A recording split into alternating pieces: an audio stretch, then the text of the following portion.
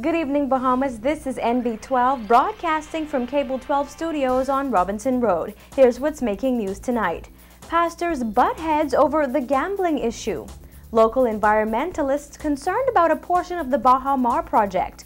More than 250 people to be employed with the opening of new supermarkets. Plus, it's National Pride Day. We'll take you to the celebration.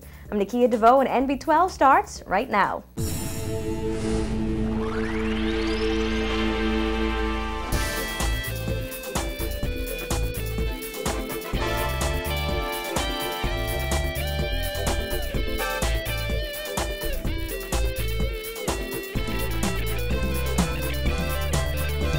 Thanks again for joining us here at NB12. The Bahamas Christian Council has made its feelings on gambling quite clear, stressing on numerous occasions that it is diametrically opposed to gambling of all forms. That's why some religious leaders were shocked by comments made by one of their own. Following a meeting between pastors and We Care, which is a coalition of web shop owners, Reverend Philip McPhee said the pastors got a very positive look of what web companies are about, what they're doing, and the many ways in which they benefit the Bahamas. Responding to those comments, one popular pastor believes McPhee is misled, while another says men of God ought to know better. Vonik Toot reports.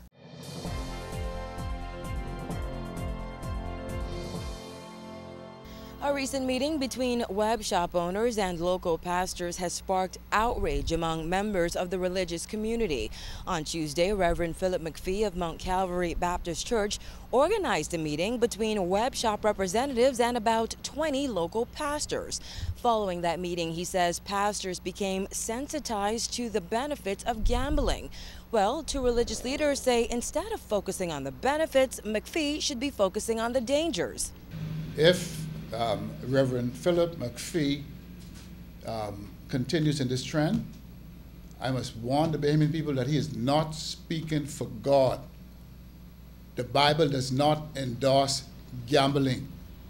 And all the pastors who might have been supporting him, don't be deceived. I think the church should speak out against that, and I think the church should be united on gambling, and that is, to me personally, a no-no. There is no way in the scripture that endorse and support gambling.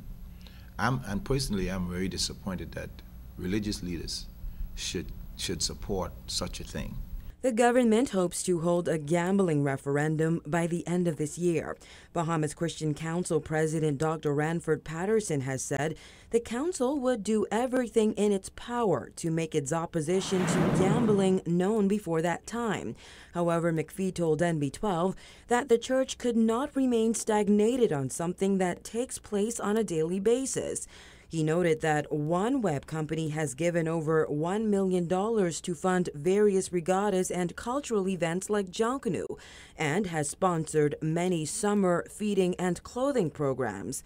Though Reverend McPhee never actually said he supports gambling, Bishop Hanchel feels he is indirectly endorsing web shops. When the We Care group gives money to charity or whoever, for cultural events or sports, they're trying to gain acceptance.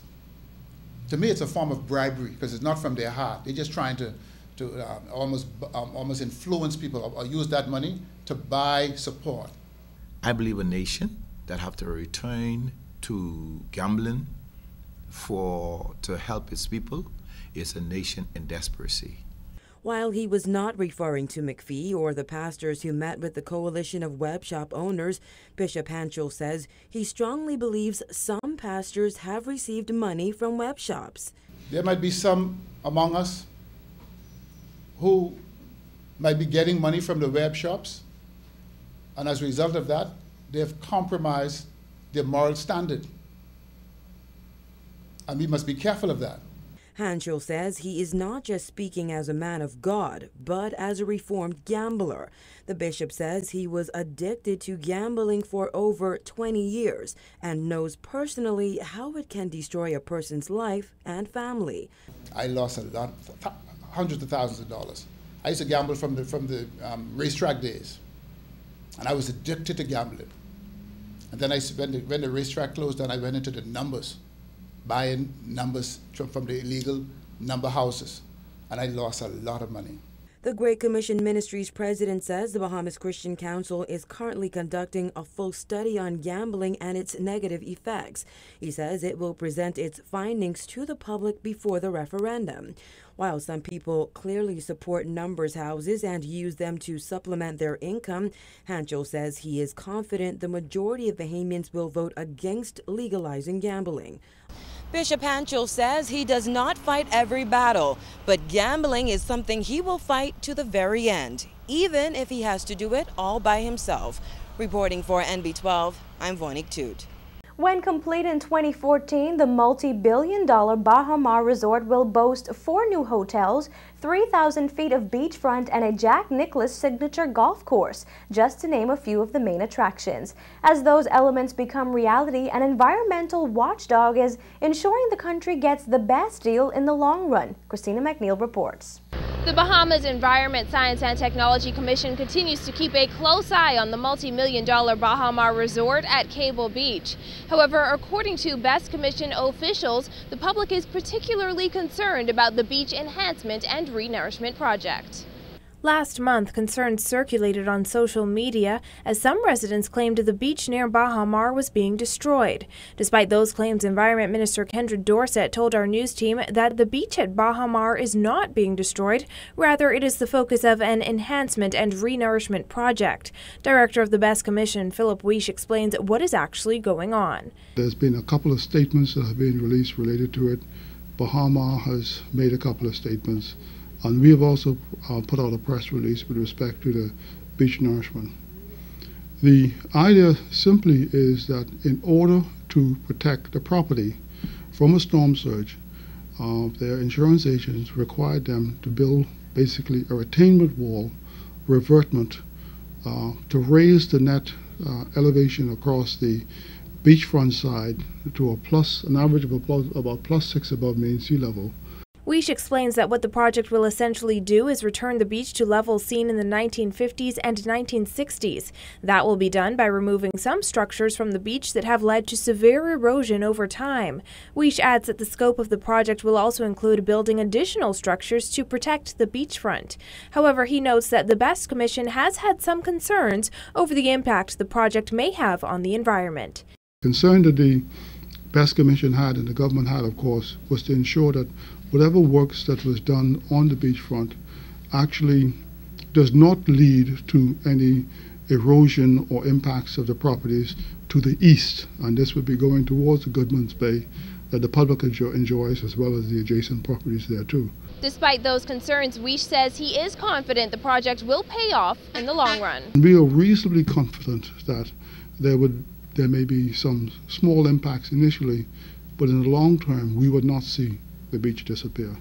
And we were particularly concerned to ensure that the public's access to the beach was not impeded in the long term, even though there may be some short-term lack of access to the beach, but in the long term they would be provided for. Baha Mar Vice President of External Affairs Robert Sands tells our news team the first phase of the beach project is expected to take about 3 months at a cost of more than $3 million. The second part of that development is expected to take 6 to 9 months to complete. Reporting for NB12, I'm Christina McNeil. And in other news, for the first time in months, the doors of the former City Market food store in Cable Beach are open for business. The store has been rebranded Quality Supermarket less than a month after the defunct chain sale to Super Value owner Rupert Roberts. Jasmine Barney was at the opening today. Here's her report. The old City Market location on Cable Beach was opened today under new owners, and according to Roberts, it's one of 3 locations that they plan to open over the next 6 months. The shelves of the multi-million-dollar store were fully stocked in preparation for today's opening. The purchase of City Markets was finalized last month. It was acquired from Bahamas Supermarkets Limited. Roberts is hoping the new name will erase any negative connections to the past. Today he admitted there were challenges to getting the Cable Beach store opened. Pushed it, we did our best, and we planned to open about this time, but we really didn't know if we would make it. There were some things beyond our control, but we were ready, and we just got the business license yesterday, so we snuck open 7 o'clock this morning. Visit a new store. It's a new company. We're calling it Quality Supermarket.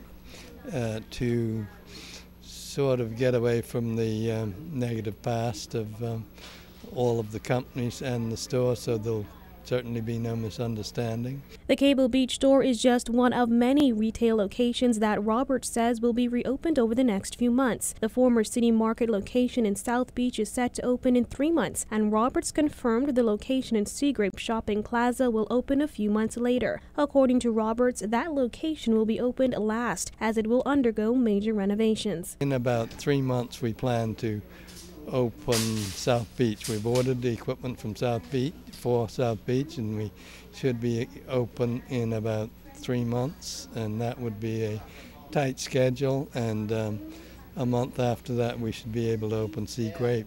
Just yesterday, it was announced that the Ministry of Labor was stepping in to assist 300 former City Market employees obtain over $3 million in severance pay owed to them by the former owners of City Market. Roberts says about 70 people will be employed at each of the old City Market locations. With additional warehouses needed, he explained that 250 more workers would be hired. Many of them will include former City Market workers. The super value train while we're training the old City Market staff in the other stores, and we probably have more than 70 because we're now training for the South Beach store and the